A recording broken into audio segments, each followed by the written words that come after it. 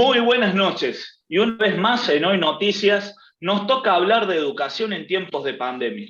Debido a este contexto tan particular, a muchos docentes se les hizo muy difícil evaluar cuantitativamente el proceso de enseñanza y aprendizaje de sus estudiantes. Todo esto de manera virtual, obviamente. En este punto, se habla mucho en la posibilidad de repensar la evaluación tradicional.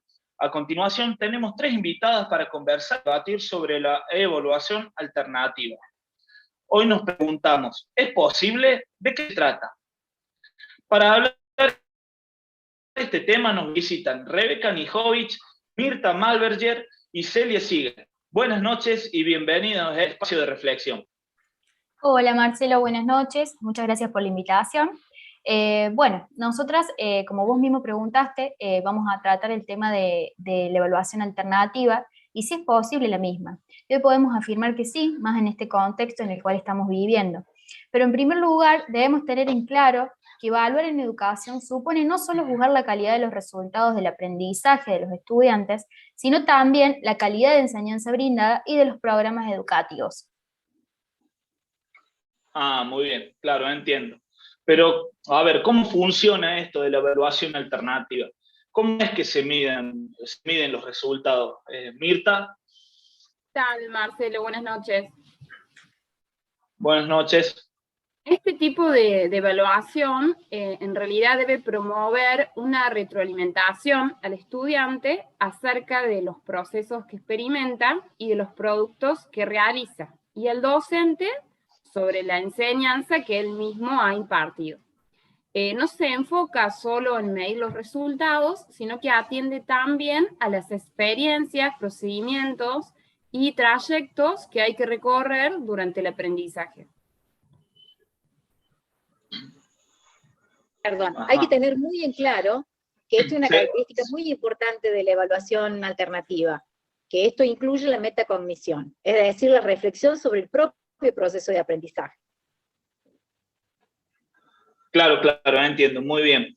Entonces, la evaluación alternativa recoge información de los procesos de enseñanza y aprendizaje, y esto permite formular juicios de valor cualitativos y cuantitativos, y a su vez permite una retroalimentación bilateral tanto al estudiante como al maestro. ¿Es verdad esto?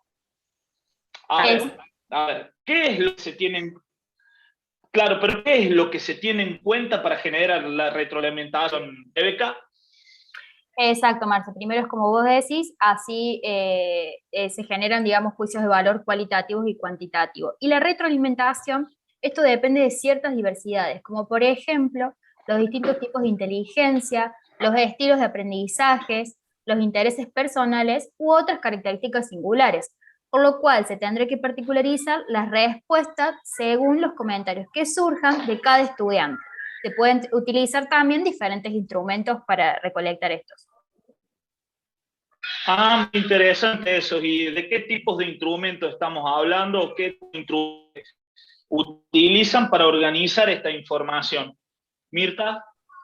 Un instrumento muy particular, Marcelo, son los protocolos, y acá déjame hacer referencia a Steve Seidel. Él sostiene que los protocolos nos servirán para dar cuenta del proceso de cada estudiante, y además estos promueven el aprendizaje cooperativo. Cuando hablamos de ellos, nos enfocamos en una propuesta para estimular la reflexión y desarrollar la propia autoevaluación. Mira, bien. Y a ver, cuando habla de autoevaluación, me suena como si fuese a mirarse para adentro. A ver, ¿estoy bien? ¿Estoy en lo correcto? Corríjanme a algunos de ustedes.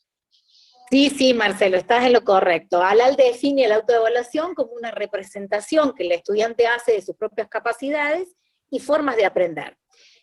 Por lo que sugerimos que se dé de manera sistemática en los espacios escolares. Lo importante es brindar las herramientas para que los mismos chicos sean los que puedan identificar los logros, las virtudes, así como sus propias dificultades. Y que al hacerlos conscientes a este proceso puedan descubrir cuál es la estrategia apropiada para poder aprender.